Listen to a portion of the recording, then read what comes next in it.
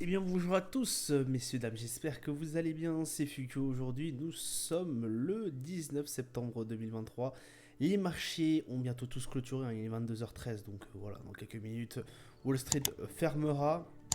On a un CAC 40 qui lui a clôturé en très légère hausse, plus 0,08%. On est à 7282 points. L'Eurostox qui finit vraiment dans une neutralité totale, plus 0%, donc voilà, on n'a pas bougé. 445 points. Le DAX, moins 0,40%, on est à 15 664. Le FTSE en plus 0,09, on est à 7 660. Le Dow Jones qui est dans le rouge, moins 0,31%, on est à 34 516. Le Nasdaq, moins 0,23, on est à 13 679, pardon. L'unité 225, moins 0,87, on est à 33 242.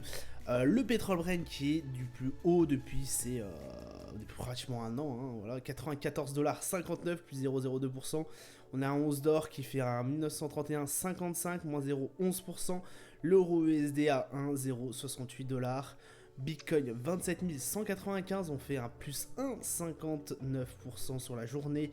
On palmarès du SRD, on a Faxiam Therapic qui fait plus 58%, Colas plus 52,42%, Ramsey Général pardon, plus 4,27%. Au niveau des plus fortes baisses, Cheng Symbiolo qui avait pris plus de 70% je crois hier, finit en très légère, nette baisse, moins 14,86, Adosia moins 20,53 et SMFCP 20,29,07.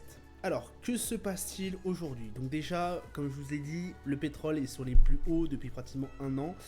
Alors aujourd'hui, on a eu vraiment une légère hausse et encore sur une journée totale, on a eu plutôt une baisse. Que se passe-t-il d'autre et pourquoi ça impacte en fait autant? En fait, un pétrole qui est haut, alors déjà, j'ai envie de vous dire, l'OPEP se frotte les mains parce que forcément, ils vendent leur pétrole bien plus cher que il y a de cela 6 mois où il était vraiment plus bas. En plus, on commence à rentrer dans la période hivernale, donc on va en voir une demande un peu plus forte au niveau du pétrole.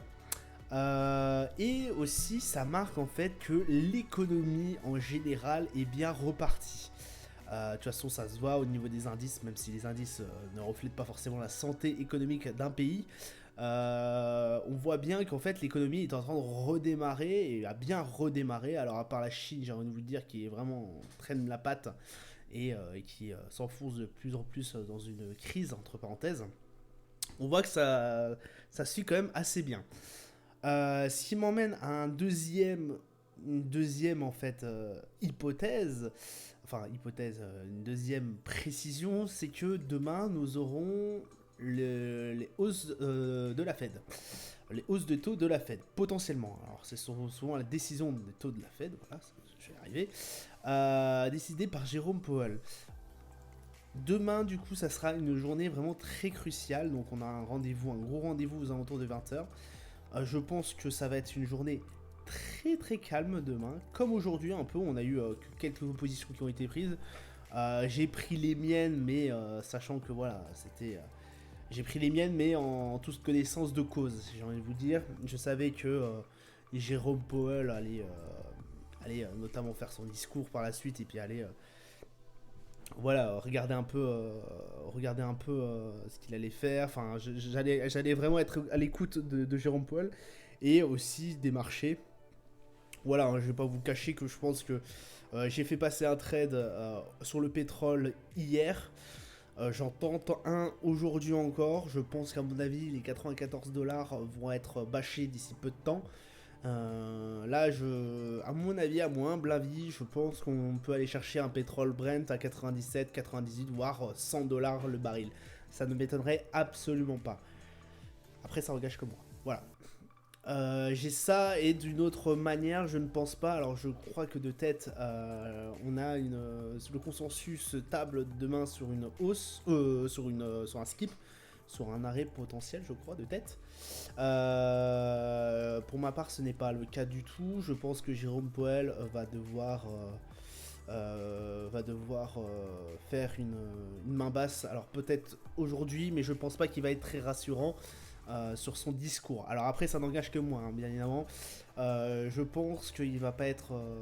voilà, on a certains indicateurs qui restent quand même assez mauvais dans un sens. Alors il y en a d'autres qui sont très bons dans un autre. Et je parle forcément de l'inflation. Hein. Dans un sens, il y a des indicateurs qui sont bons, et dans d'autres, bah, pareil, ils sont pas terribles. Donc vraiment, on reste assez... comment vous dire, on reste quand même assez prudent là-dessus. Je vous conseille pas forcément de prendre voilà, des trades en ce moment. Enfin, en tout cas court terme, ça c'est sûr et certain. Je pense pas que ça vaille le coup de prendre une position demain matin ou même après-midi lors de l'ouverture de Wall Street. Je pense qu'il va falloir vraiment attendre la décision de Jérôme Powell et surtout de son allocution qui va être vraiment extrêmement suivie. Voilà. Calendrier d'annonces économiques. Alors aujourd'hui, on a eu le procès verbal RBA du coup, le taux d'inflation du Canada qui a été sorti plus fort que ce qu'on attendait. Autre chose pourquoi je dis que notamment les banquiers centraux ne vont pas être forcément très amis avec nous, c'est qu'effectivement le taux d'inflation, alors surtout européen, est en train de bien remonter. Je sais que c'est décorrélé, les US n'ont pas la même chose, voilà, ne sont pas plus impactés que ça par rapport aux Européens.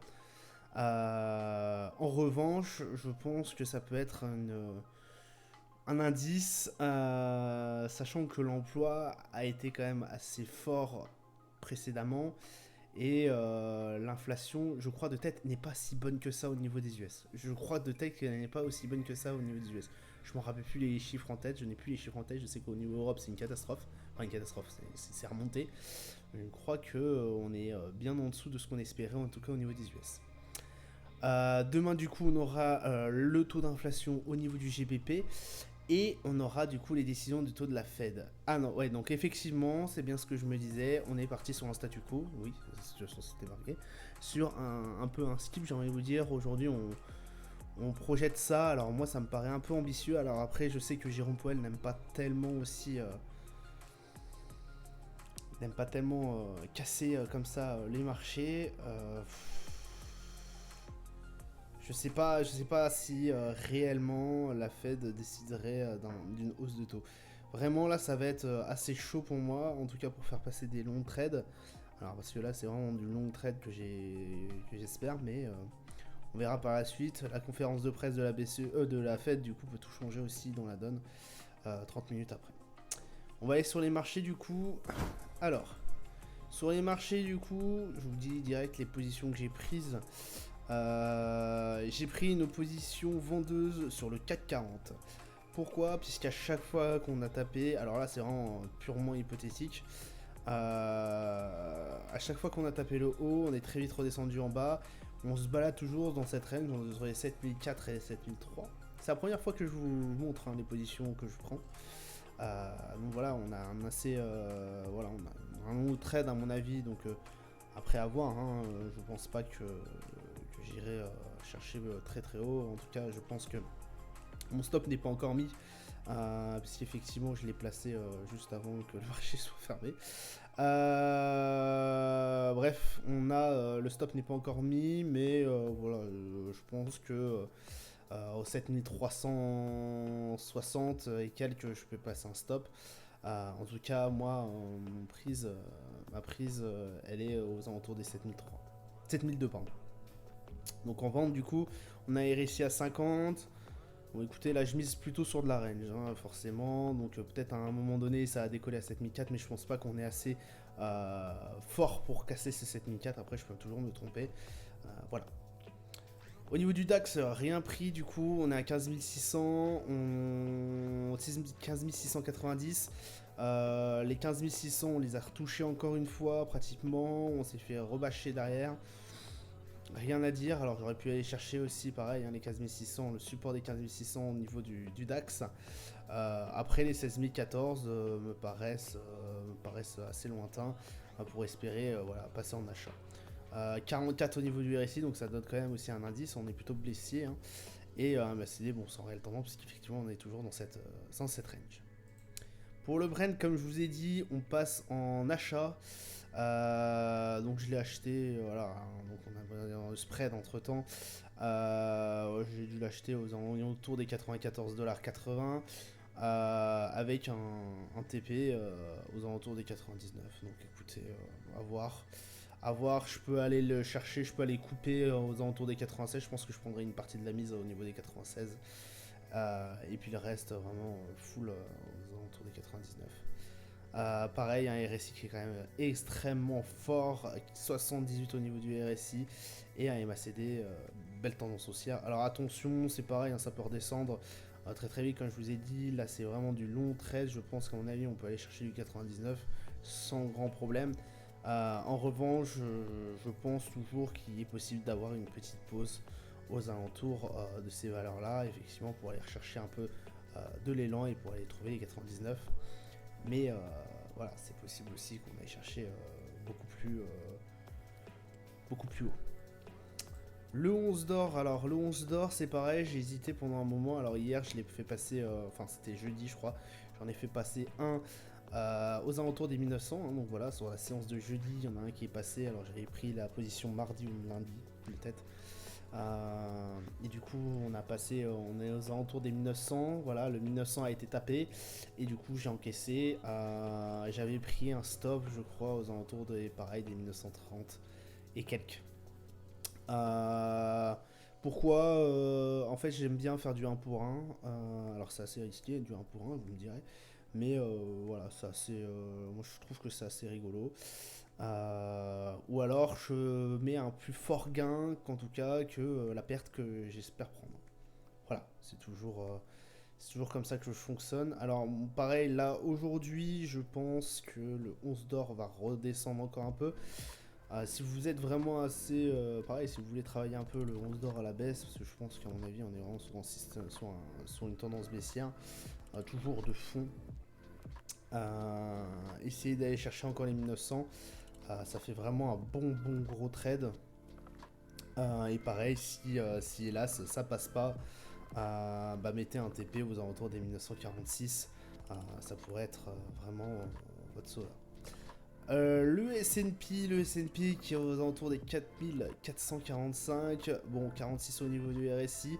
On a été chercher bien bas là aussi, 4412. A été touché pendant un moment, belle mèche. Mais c'est pareil, on n'a pas réussi à clôturer vraiment en full rouge. On attend forcément la décision de demain qui peut changer beaucoup de choses.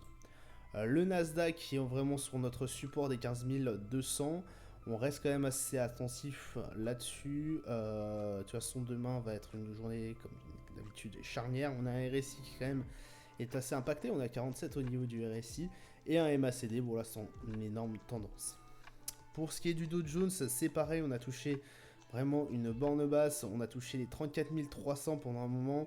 Ce support, comme d'habitude, est très solide. Et avec des grosses positions acheteuses, ils ont réussi à remettre un peu de l'équilibre là-dedans dans cette journée, mais ça reste quand même baissier dans l'ensemble. Voilà, ça sera tout pour moi pour aujourd'hui. Je vous souhaite une excellente journée, une bonne soirée à vous. Je vous dis à plus tard. Ciao.